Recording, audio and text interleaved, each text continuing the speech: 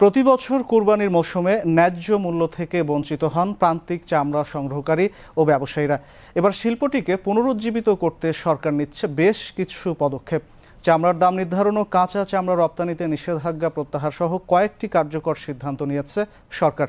আলামিনের ক্যামেরায় বিস্তারিত আলাউদ্দিন মজুমদারের প্রতিবেদনে। জনগণ চামড়ার ন্যায্য মূল্য পায় না। এই চামড়ার ন্যায্য মূল্যটা কিন্তু একটা লোক গরিবের হক। চামড়াটা কিন্তু দিয়ে দেওয়া হয় বিভিন্ন মাদ্রাসা, এরা এতিমখানা এরা নেয়, কিন্তু তারা এই ন্যায্য মূল্যটা পায় না।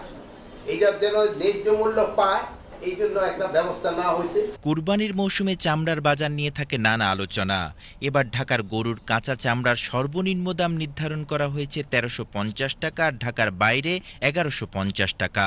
খাসির চামড়া প্রতি বর্গফুট ২২ থেকে ২৭ টাকা এবং বকরির চামড়া ২০ থেকে ২২ টাকা। দেশে কাঁচা চামড়ার চাহিদা না থাকলে প্রয়োজনে চামড়া রপ্তানি করা যাবে। চামড়া রপ্তানি সংক্রান্ত যে বিধিনিষেধ ছিল সেটি প্রত্যাহার করেছে সরকার। আমরা বাজারের সরবরাহ কে কিছুটা সংকুচিত করার জন্য আমরা সিদ্ধান্ত নিয়েছি ১০ দিন যাবৎ আমরা কোনো চামড়ার ঢাকা শহরে ঢুকতে দিব না। এই চামড়ার যারা হকদার এটি তারা ন্যায্য মূল্য পাবেন। আমাদের প্রচেষ্টা সফল হবে। আপনাদের সকলের সহযোগিতা কামনা করছি। চামড়া রপ্তানির এই নীতিগত পরিবর্তন নতুন আশার সঞ্চার করেছে উদ্যোক্তাদের মধ্যে। তবে চামড়া শিল্পের টেকসই উন্নয়নে দরকার যুগোপযোগী পরিবর্তন, মান নিয়ন্ত্রণ ও আন্তর্জাতিক বাজারে প্রতিযোগিতা সক্ষমতা বৃদ্ধির কার্যকর উদ্যোগ।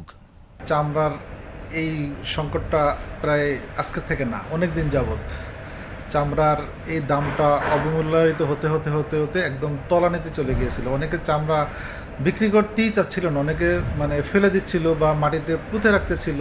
তো আমি মনে করি সরকারের উদ্যোগটা, এই যে বিভিন্ন মাদ্রাসায় লবণ দেয়া বলেন বা একটা ভালো স্ট্যান্ডার্ড রেট সরকার বেঁধে দেওয়া, অবশ্যই সাধুবাদ জানাই। পাশাপাশি জনসাধারণকে সচেতন থাকতে হবে যাতে এই রেটটা সিন্ডিকেট ব্যবসায়ীরা যেন আর এটা নিয়ে আর কোনো নয়ছয় না করতে পারে। আমাদের সম্ভাবনাময় এই চামড়া শিল্প এখন নানা সংকটে জর্জরিত। এক শ্রেণীর সংঘবদ্ধ সিন্ডিকেট এবং কেমিক্যালের দাম বৃদ্ধির কারণে প্রান্তিক পর্যায়ে যারা চামড়া সংগ্রহ করেন এবং চামড়া ব্যবসায়ী তারা ন্যায্য মূল্য থেকে তারা বঞ্চিত হয়েছেন। এবং এই বিষয়টিকে মাথায় রেখে সরকার এবার কুরবানিকে সামনে রেখে বেশ কিছু উদ্যোগ গ্রহণ করেছে।